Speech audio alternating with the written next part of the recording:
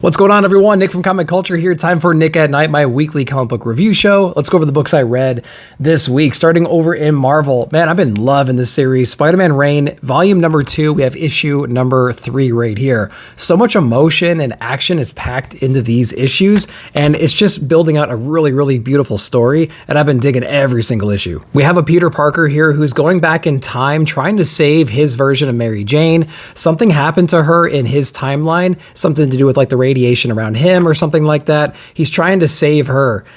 Even if it means like her not being in the picture, whatever, he doesn't really care. He wants her to be alive and be well. And he finds her in this issue, but she has a very different origin story and path inside this world that we're exploring inside of here. It's tragic. It's dark. The art is amazing inside this story just in general. And there's just so many cool things happening in here. And the story just continues to build.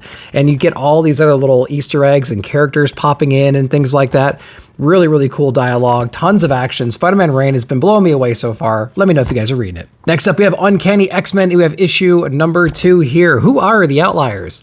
New little group of mutants here that we have squaring off against our old school team. Now, you know, there's a couple cliche things in here. We have this new squad of mutants, and they're on the run right now. People are hunting mutants down post-Krakoa era. They're all scared. They're trying to find refuge, right? They come across our old X-Men team. They think they got some safety there, but of course they end up attacking each other, showcasing their powers, of course, in a real convenient way, but that is short-lived. They actually end up talking it out, and they try to develop plans going forward there. Some pretty interesting characters, I would say, are introduced inside the book, so we have something to look forward to as far as future collaborations and teams go. We touch base a little bit with our villain inside the story, who's building like this prison system inside the old X-Men Manor, and we still don't know a whole lot of stuff that's going on there. And we also get teased of a new villain in this story too that had a connection back with Xavier way back in the day. So lots of cool things happening in this book. This one was not as exciting to me as the first issue, but it's still fairly strong. Issue number 2's out. What'd you guys think? Next up, we have Wolverine issue number 1. Now, I got that foil cover right there, which is pretty awesome.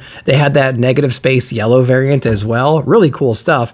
Now, how's the story? First off, I will say the story is okay if you don't take in context the Uncanny series out right now and also the other Wolverine story out. So yes, that means we have 3 different titles featuring Wolverine in some way at the same time, albeit there's in different time zones or different time areas or whatever. And the other criticism I have about this book is this is a post-Krakoa era book as well. And Wolverine is like gone back to being feral because of course he has, right?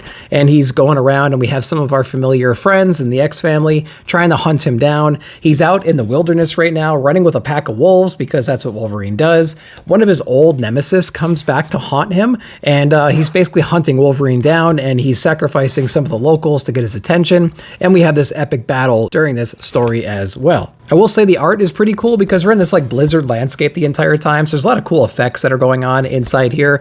The villain is very forgettable. We're introduced or teased another villain towards the end of the story. And again, I'm just a little bit confused about like when this is taking place because we have Uncanny going on right now. And this is 2 very different Wolverines, 2 different, very different mindsets and like locations and whatnot. So don't really know how to reconcile that. Let me know if you guys do though, down below.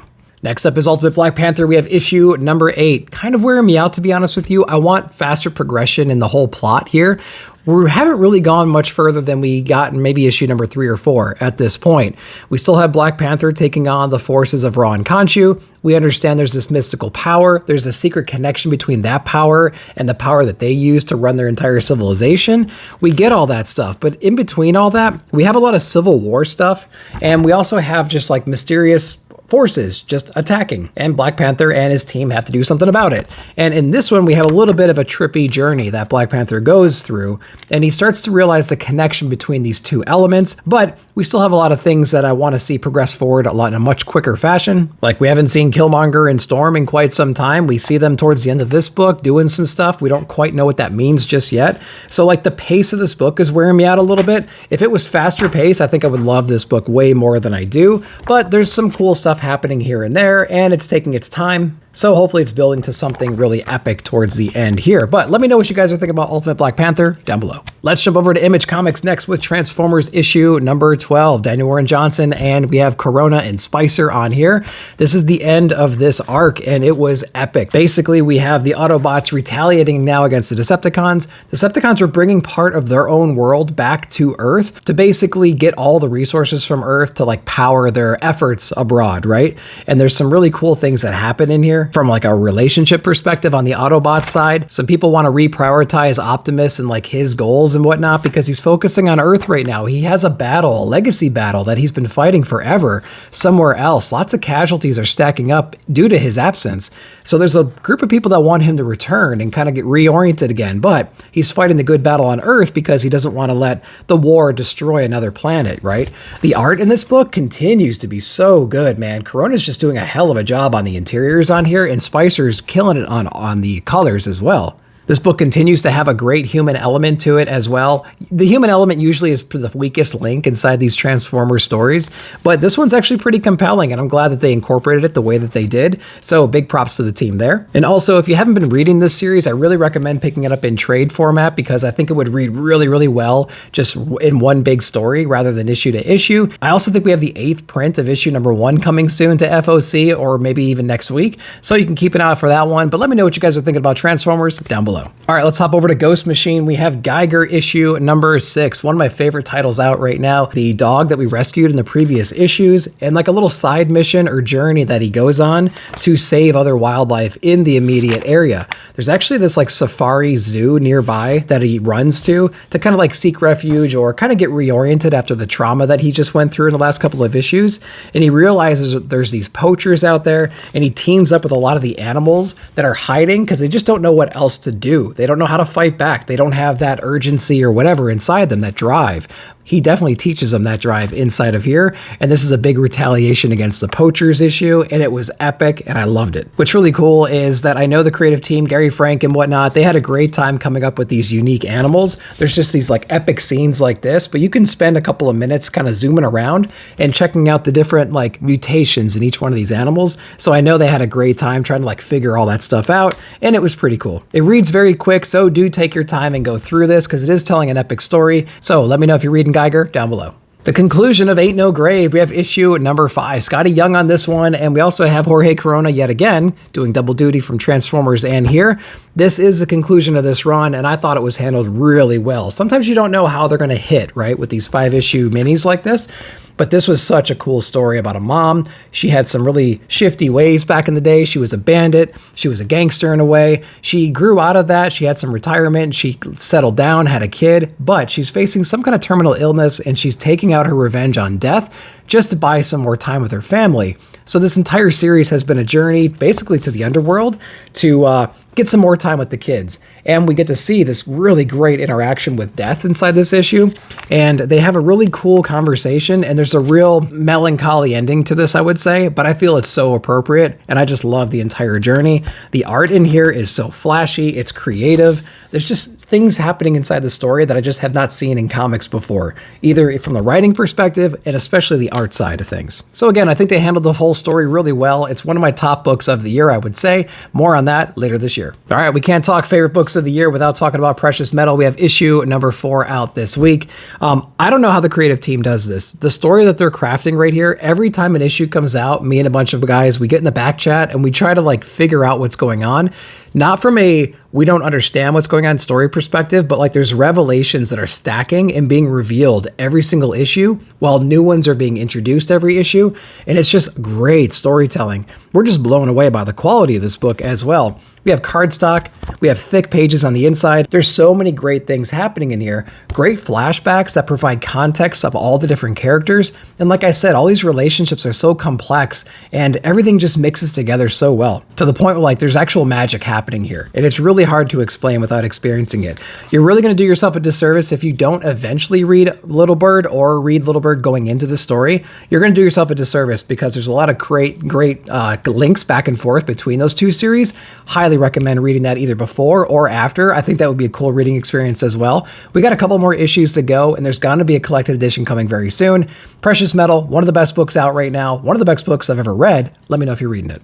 We have a new series from Zach Kaplan called Dark Empty Void, issue number 1. Went ahead and check this one out too, from Mad Cave. Now, this book was really interesting. It features two like scientists. There's one lady who's more of a psychologist, more theoretical psychology, and we have somebody else who's more into like astrophysics and whatnot. They actually created this black hole in this secluded part of the world. They're doing a lot of tests and things like that. In this particular issue though, something has come back. Some kind of a being has come back, and it's having a hard time dealing with our reality, and it needs answers, and it's kind of hostile as well. So we're pulling in all the experts just to try to figure something out. You know, and of course, on top of all that, our main characters have some drama and some history and things like that. So we're trying to deal with all those things. But what's really cool about this one is we have a being from a different part of reality, a different dimension perhaps, and they're trying to understand the ins and outs of our reality while we have our main characters going through their day-to-day stuff too. So there's a lot of cool things that are going back and forth. I think the story needs a little bit more to get us all hooked into it. It might take a couple of issues to flush all that out. Like, what does it mean for this being to be here? Like,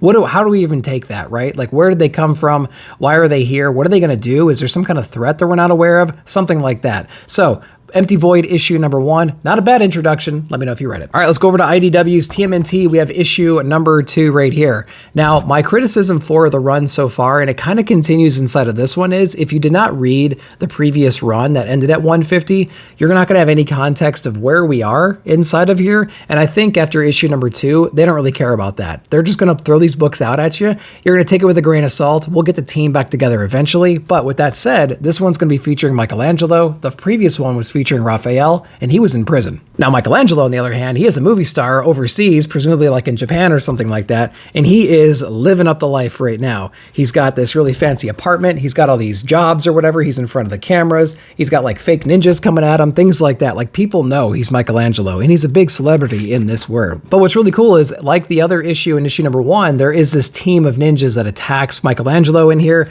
and he's kind of thrown off, you know what I mean? Like, he hasn't been threatened like this in quite some time, so he's not really in the mood for this. It reminds me very much of like The Watchmen when the comedian was attacked and inevitably killed, spoiler. And when he does get his bearings in here, it's a really, really cool book. Lots of cool action inside here as well. And we get another brother teaming up with Michael towards the end here, or is he teaming up? We're going to figure that out later.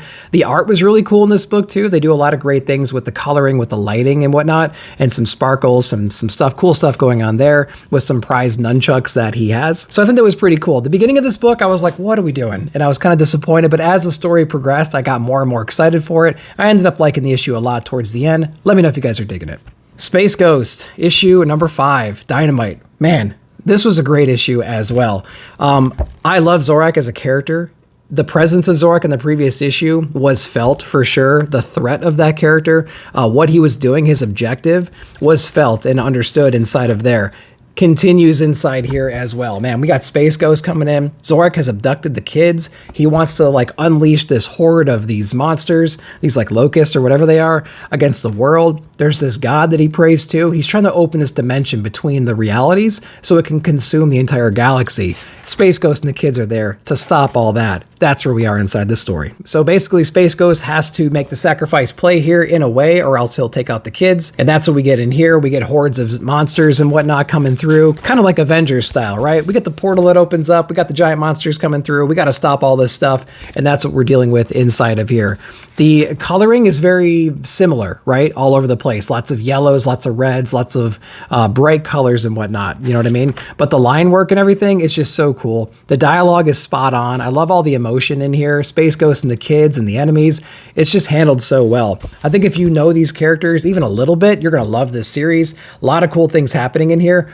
I didn't expect this from a Space Ghost book, but I love it. Let me know if you're reading it. Speaking of Dynamite, we have Johnny Quest issue number 2. Maybe not as strong as issue number 1, but still handled really, really well. Johnny Quest and team are in the future right now. They don't exactly know how they got there, and they're interacting with some really interesting people. I'll leave it at that, let's say.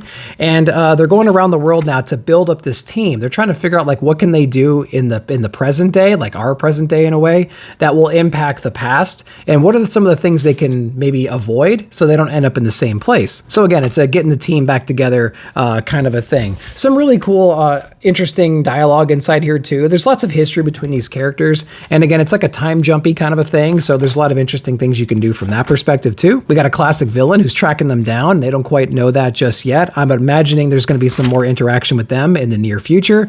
And yeah, just a lot of great character moments inside this book. So if you're in the Johnny Quest, or even if you're not, so far, this is a pretty cool book. Again, even if you're not familiar with these characters. So Joe Casey and team is doing a good job making Johnny Quest relevant again. So who would have thought we get a Space Ghost and a Johnny Quest book that are pretty good? Let me know if you read it. Then lastly, from Distillery, we have Time Waits issue number 1. So we have brothers on the art here, and we have Chip Zdarsky on the writing. That's why I gave it a shot, to be honest with you.